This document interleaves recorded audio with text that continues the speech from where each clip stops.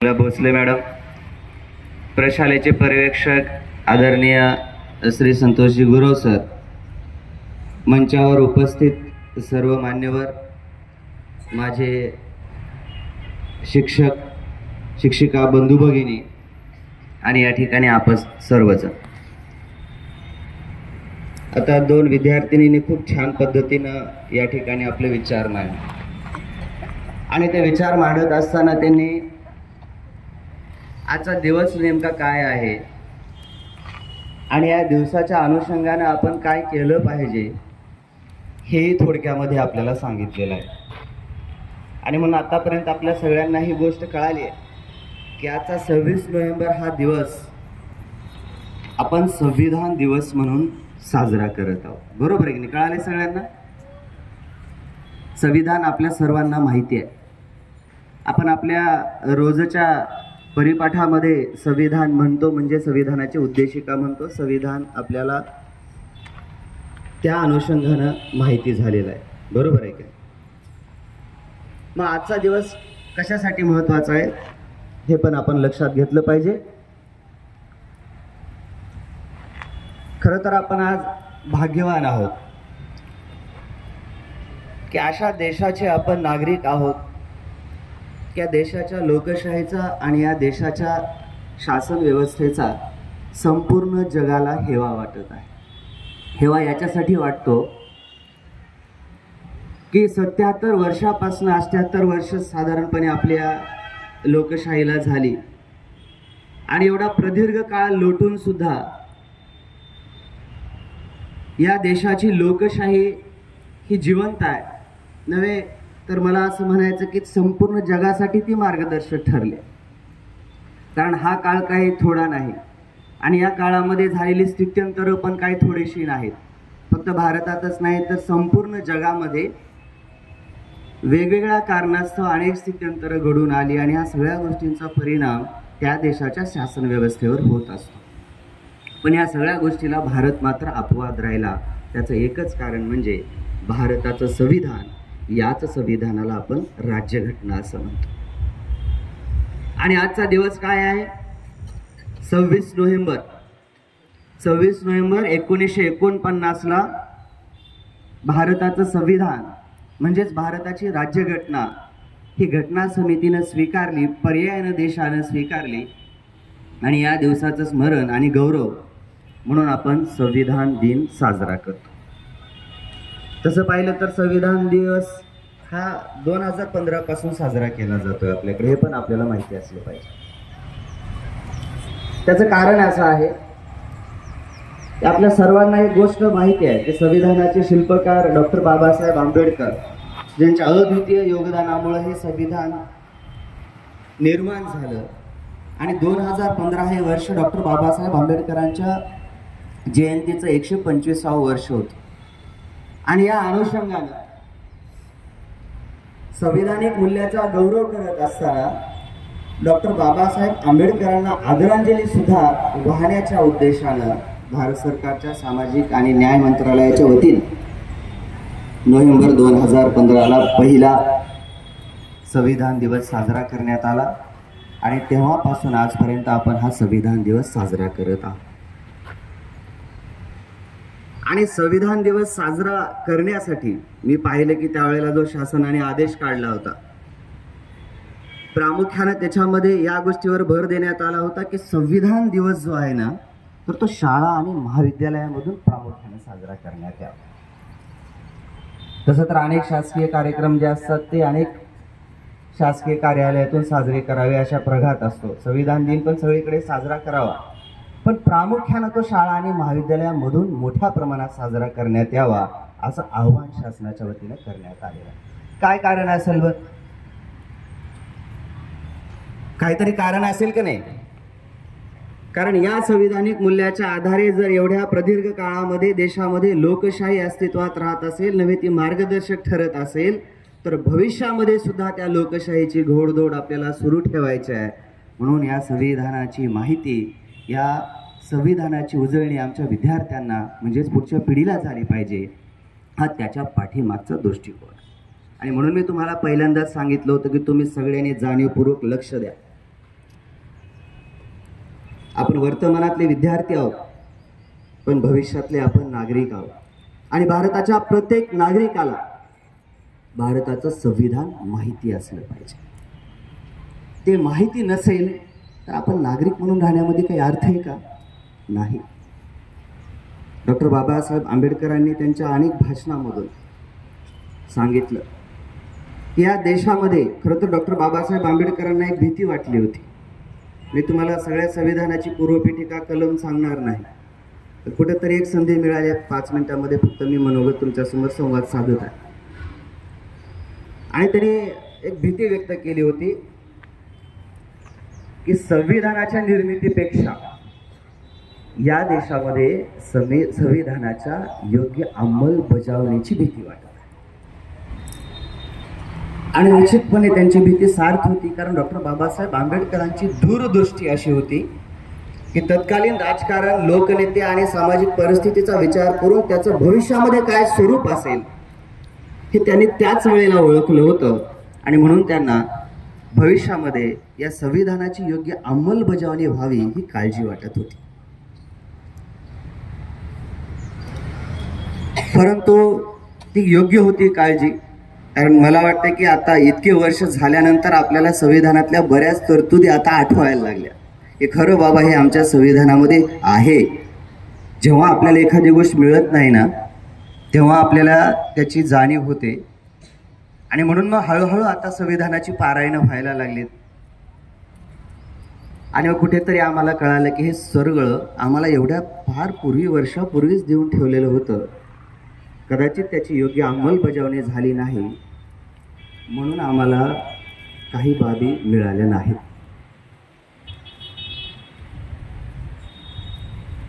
आणि म्हणून हा जो संविधान दिन आपण साजरा करत आहोत, तर तुम्हाला पण प्रश्न पडणार आहे की सर आता आम्ही नेमकं करायचं आहे काय? बरोबर आहे का? पण एक गोष्ट आपण लक्षात घेतली पाहिजे. आता थोडीशी उजळणी झालीच आहे संविधानाची निर्मिती कशी झाली.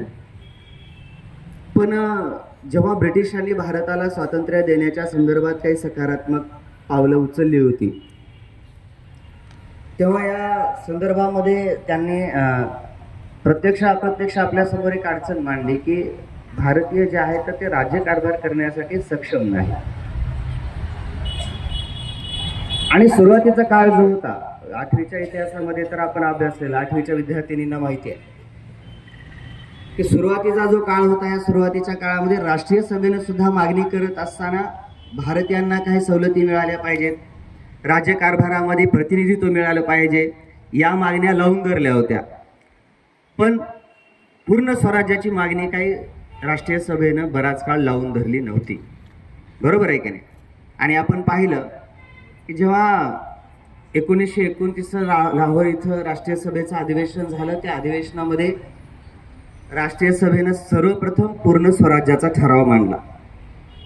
आणि 26 जानेवारी 1930ला त्यावेळेसच्या राष्ट्रीय सभेचे अध्यक्ष पंडित जवाहरलाल नेहरू यांच्या हस्ते ध्वजारोहण करून तिरंगा फडकावून तो दिवस स्वातंत्र्य दिवस म्हणून पाळण्यात आला. आणि तेव्हापासून खऱ्या अर्थानं भारतीयांनी राष्ट्रीय सभेच्या माध्यमातून संपूर्ण स्वातंत्र्याची मागणी जी आहे ना ती लावून धरली होती. हे तो हाच होता. परंतु जेव्हा भारतीय राज्यकारभार करण्यासाठी सक्षम नाहीत हे ब्रिटिशांनी कुठेतरी जाणीव करून द्यायला सुरुवात केली, तेव्हा मात्र राष्ट्रीय सभेच्या माध्यमातून घटना समितीच्या मागणीचा जोर धरण्यास सुरुवात झाली. आणि म्हणून मग क्रिप्स कमिशनच्या माध्यमातून आणि पुढे 1946ला जे कॅबिनेट कमिशन भारतामध्ये आलं, त्यानंतर मग खऱ्या अर्थानं भारताच्या राज्यकारभाराच्या संदर्भामध्ये, स्वातंत्र्याच्या संदर्भामध्ये गांभीर्याने विचार करायला सुरुवात झाली.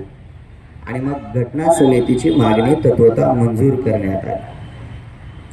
आणि मग 9 डिसेंबर 1946ला घटना समिती गठीत करण्यात आली. त्याची पहिली बैठक झाली. आणि तेव्हापासनं घटना समितीचं जे कामकाज आहे ते प्रामुख्यानं घटना समितीपेक्षा मी म्हणतो की केवळ आणि केवळ मसुदा समिती, आणि मसुदा समितीचाही विचार करत असताना केवळ आणि केवळ मसुदा समितीचे अध्यक्ष डॉक्टर बाबासाहेब आंबेडकर यांच्याच योगदानाने प्रदीर्घ चाललेलं घटना लेखन हे संपलं. खूप काळ होता हा घटना समितीचा बैठका वगैरे, परंतु जे सदस्य होते घटना समिती मसुदा समितीचे, त्या सगळ्या सदस्यांचा जर आपण विचार केला तर ते जे 7 सदस्य होते त्यातले एक निधन पावले, एक अमेरिकेमध्ये राहत होते, राज्यकारभारामध्ये एक जण सहभागी होते, दोघांनी तर त्या घटना समितीच्या बैठकांना हजेरी लावली नाही.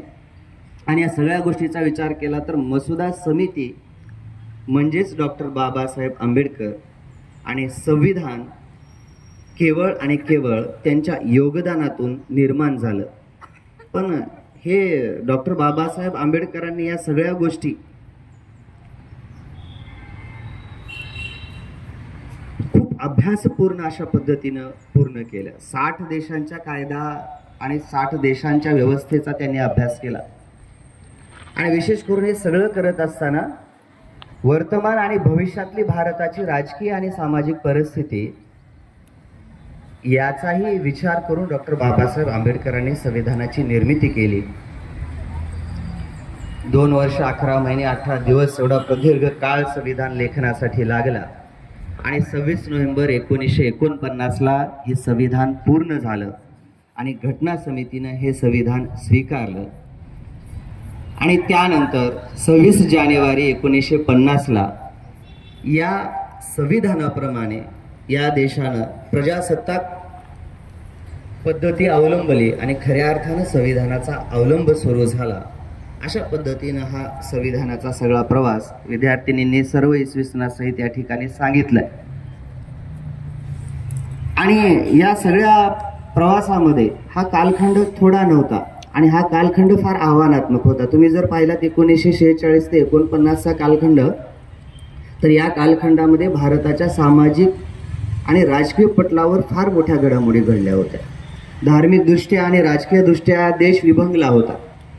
आणि या परिस्थितीमध्ये खरं तर या सगळ्या घटना त्या काळात घडत होत्या आणि म्हणूनच भविष्यामधले पडसाद सुद्धा आपल्याला त्या काळामध्ये दिसायला लागले होते. आणि म्हणून ज्या देशाचा खऱ्या अर्थाने जन्म होतोय त्या पार्श्वभूमीवर जर एवढ्या मोठ्या प्रमाणात धार्मिक, राजकीय आणि सामाजिक ध्रुवीकरण होत असेल भारतामध्ये, तर निश्चितपणे भविष्यामध्ये या गोष्टी टाळता येणार नाहीत. आणि म्हणूनच या दृष्टिकोनातून सुद्धा मला वाटतं की संविधान आपलं अधिक व्यापक झालं असावं. आणि म्हणूनच या संविधानामध्ये ज्या ज्या तरतुदी आहेत, ज्या ज्या तरतुदी त्या ठिकाणी निर्माण करण्यात आलेल्या आहेत, त्या एका कुठल्याशा काळाशी बांधील नाहीत, तर त्या आजपर्यंत सुद्धा आपल्याला उपयोगी ठरणार आहेत. मी तर म्हणतो की भविष्यामध्ये सुद्धा उद्याचा जो भारत असणार आहे तो सुद्धा केवळ आणि केवळ या संविधानिक मूल्याच्या आधारावरच पुढे जाऊ शकणार. आणि या सगळ्या बाबींचा विचार करत असताना एक विद्यार्थी म्हणून आपण काय केलं पाहिजे याचाही आपण विचार करणं गरजेचं आहे. डॉक्टर बाबासाहेब आंबेडकरांनी समता, स्वातंत्र्य, बंधुता, न्याय ही मूल्ये जेव्हा या संविधानामध्ये रुजवली, तिथून आपल्या मनामध्ये आता ही रुजली पाहिजेत. पण याला बुद्ध तत्वज्ञानाचा आधार आहे हे पण आपण लक्षात घेतलं पाहिजे. बरोबर आहे की नाही? प्रज्ञा, करुणाशील, जिथे समानता, बंधुता, त्याच ठिकाणी न्याय आणि तिथंच खऱ्या अर्थानं स्वातंत्र्य आपल्याला प्राप्त होऊ शकतं. या विचाराने खऱ्या अर्थानं हे तत्वज्ञान आपल्याला या संविधानाच्या माध्यमातून प्राप्त झालं. आणि तसं पाहिलं आपण तर संविधानाचा जागर करायचा म्हणजे आपल्याला वेगळं काही करायचं नाही. आजच्या दिवसाच्या अनुषंगानं मला तुम्हाला सांगायचं आहे की सगळ्या जगाला आपला हेवा वाटतोय. कशासाठी हेवा वाटतोय? तर एवढ्या जाती धर्मामध्ये, एवढ्या प्रांतामध्ये विभागलेले करोडो लोक देश म्हणून ज्या सूत्राने बांधलेले आहेत की नाही, ते सूत्र म्हणजे आपलं संविधान आहे. आणि आपल्या लोकशाहीची जी ताकद आहे ती काय आहे? संविधान आहे. आणि जगामधलं सर्वात मोठं आणि सर्वात सुंदर असं संविधान हे भारताकडे, आपल्याकडे काय आहे तर आपल्याकडे संविधान आहे. आणि म्हणूनच या संविधानामुळे आपली लोकशाही जिवंत आहे आणि संविधानामुळे आपलं अस्तित्व आहे हे आपण लक्षात घेतलं पाहिजे. खऱ्या अर्थानं डॉक्टर बाबासाहेब आंबेडकरांनी आपल्याला हा मानवतेचा ग्रंथ दिलेला आहे. संविधानाचं कुठलंही कलम घ्या तुम्ही, या प्रत्येक कलमाचा विचार करत असताना हे प्रत्येक कलम सरते शेवटी या देशातल्या नागरिकाचं कल्याणच सांगत आहे, हे आपण लक्षात घेतलं पाहिजे. पृथ्वी तलावर मला वाटते मानवता साध्य करण्याचे नियम जर कुठे असतील तर ते केवळ आपल्या संविधानामध्ये आहे. आणि ते साध्य करण्याचं साधन संविधानानं आपल्याला दिलेलं आहे, ते म्हणजे शासन पद्धती दिलेलं आहे. आणि खऱ्या अर्थानं मानवतेचं कल्याण या संविधानाच्या माध्यमातून घडवून आणणं हे जसं शासन पद्धतीचं काम आहे, तसं विद्यार्थी मित्रांनो ते आपलं सुद्धा कर्तव्य आहे. कारण जेव्हा अधिकाराचा विचार होतो तेव्हा आपण हातामध्ये मूलभूत हक्काची ढाल घेतो, बरोबर आहे की नाही? 7वीच्या विद्यार्थ्यांनी आपण शिकत आहोत बघा. परंतु जेव्हा कर्तव्याची वेळ येते तेव्हा आपण जबाबदाऱ्या निश्चितपणे विसरत असतो. कर्तव्य ही बांधील नाहीत म्हणून आज आमच्यापर्यंत पोहोचली नाही. माझ्या वाचनात असं आलं की 1976ला स्वर्णसिंग समिती नेमली होती इंदिरा गांधी सरकारनं. आणि त्यावेळेला जे आपले मूलभूत अधिकार, जे आपल्या मूलभूत कर्तव्य जे समाविष्ट करण्यात आली, त्यावेळेला स्वर्णसिंग समितीनं शेवटी 3 सूचना केल्या होत्या. त्यातली एक सूचना फार महत्त्वाची होती. त्यांनी एक सूचना केली होती की हे जे मूलभूत कर्तव्य आहे ते पालन करण्याचं बंधन हे कायद्यानं भारतीय नागरिकावर असलं पाहिजे. आणि असा कायदा करण्यासाठी मूलभूत अधिकाराचा जरी भंग होत असला तरी तो कायदा तुम्ही तो वैध ठरवला पाहिजे, अशी सूचना जाणीवपूर्वक स्वर्णसिंग समितीने केली होती. आणि दुसरी एक सूचना त्याने केली होती की या देशाची विस्कटलेली अर्थव्यवस्था जर सुधारायची असेल तर प्रत्येक नागरिकाला कर भरणं हे अनिवार्य केलं पाहिजे. कदाचित त्यांची पहिली सूचना मान्य झाली नाही आणि दुसऱ्या सूचनेला मान्य म्हणण्यापेक्षा त्या दुसऱ्या सूचनेची अंमलबजावणी योग्य पद्धतीनं झाली नाही, ती व्हायला बराच काळ गेला. मला वाटतं आता सध्या जर परिस्थिती पाहिली तर त्या दुसऱ्या सूचनेप्रमाणे आपल्या इकडे कारवाई होताना दिसत आहे. परंतु मूलभूत अधिकार हे कायद्यानं बंधनकारक नसल्यामुळं ते आपण कधीही पाळले नाहीत आणि म्हणून आपल्याला माहीतच झाले नाहीत, हे पण आपण लक्षात घेतलं पाहिजे. संविधानामध्ये ज्या वेळेला 50A मध्ये हे मूलभूत कर्तव्य आपल्याला देण्यात आली होती, ती मूलभूत कर्तव्य केवळ नागरिकांसाठी आहेत. जे मूलभूत हक्क आम्ही प्राप्त करून घेणार आहोत त्याच नाण्याची ही दुसरी बाजू आहे. जोपर्यंत आम्ही आमची मूलभूत कर्तव्य पार पाडणार नाहीत तोपर्यंत आम्हाला संपूर्णपणे मूलभूत हक्क सुद्धा प्राप्त होणार नाही, ते आपण लक्षात घेतलं पाहिजे.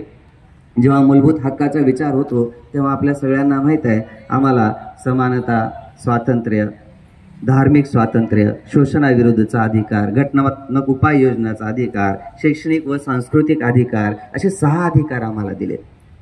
पण जेव्हा कर्तव्याचा विचार करत असतो तेव्हा मात्र आपल्याला निश्चितपणे या 11 कर्तव्यांचा विसर पडत असतो. मी तुम्हाला अधिक सांगणार नाही, फक्त आपण या ठिकाणी लक्षात घेतलं पाहिजे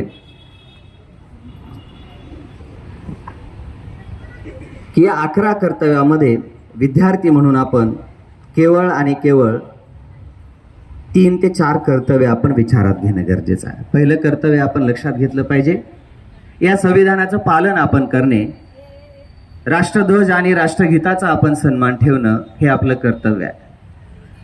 आणखीन एक महत्त्वाचं कर्तव्य आपल्याला सांगितलेलं आहे की या देशाची राष्ट्रीय एकात्मता टिकवून ठेवणं हे आपलं महत्त्वाचं कर्तव्य आहे. हे करत असताना आम्हाला आमच्यामध्ये असणारे भेद जे धार्मिक आहेत, वांशिक आहेत, जातीय आहेत किंवा वर्णाचे आहेत ते सुद्धा आपण त्या ठिकाणी विसरले पाहिजेत. ही बाबसुद्धा आपण लक्षात घेणं गरजेचं आहे. आणि महत्त्वाचं म्हणजे आपण या सगळ्या बाबींचा विचार करत असताना आपल्या कर्तव्यामध्ये शिक्षणामध्ये 6वी ते वयवर्ष 6 ते वयवर्ष 14 हा शिक्षणाचा अधिकार आपल्याला देण्यात आलेला आहे. तर त्याच अधिकारानुसार ते उपलब्ध करून देण्याचं कर्तव्यसुद्धा भारतीय नागरिकांनी या ठिकाणी पूर्ण केलं पाहिजे. यासारखी अनेक कर्तव्य आपल्याला दिलेली आहेत. या सर्व कर्तव्याचा आपण जाणीवपूर्वक विचार करावा आणि जेणेकरून की हक्क आणि कर्तव्य या 2 बाजू ज्या आहेत त्या 2 बाजू समतोलपणे साधल्या जातील आणि निश्चितपणे आपल्याला या संविधानाचं खऱ्या अर्थानं पालन करणं आणि या संविधानाच्या मूल्यांचं खऱ्या अर्थाने या ठिकाणी जोपासना करणं महत्त्वाचं होऊन जाईल असं मला या ठिकाणी वाटते. तसं पाहिलं तर मी एकदा संतश्रेष्ठ तुकाराम महाराजांचं एक अभंगाची एक तुम्हाला सांगतो की त्यांनी सांगितलं की तांब्याचं जे नाणं असतं ते देशोदेशी आपण हिंडवलं म्हणजे तांब्याचं नाणं जे आहे तरी त्याचं मोल काही वाढत नाही. म्हणजे आपण इतर प्रदेशामध्ये गेलो तर तांब्याच्या नाण्याला कोणी सोनं म्हणणार आहे का? म्हणणार नाही. कदाचित तो काळ असेल, पण एका विचारवंतांनी पण म्हणलेलं आहे की तो काळ असा होता की घोड्याला घोडच म्हणलं जायचं आणि गाढवाला गाढवच म्हणलं जायचं. पण स्थित्यंतर एवढी भविष्यामध्ये होतील असं वाटलं नव्हतं की अधर्माला धर्म अशा पद्धतीनं जर मान्य करायचं ठरवलं तर आजच्या घडीला आपण पाहतो की तांब्याचं नाणं सुद्धा सोनं म्हणून आपल्याला भासवण्याचा काळ आता झालाय. अशा या काळामध्ये जेव्हा परिस्थिती बदलत आहे तर या बदललेल्या परिस्थितीमध्ये खऱ्या अर्थानं मार्गदर्शन आणि आरसा जो आहे तर तो केवळ आणि केवळ आपलं संविधान आहे. आणि म्हणून खरं सोनं काय ओळखायचं आहे तर ते आपल्याला संविधान मार्गदर्शन करणार आहे याची जाणीव आपण या ठिकाणी ठेवली पाहिजे. खरं तर मी फार थोडंच बोलणार होतो, थोडं बोलत थोडंसं अधिक बोललो, पण तरी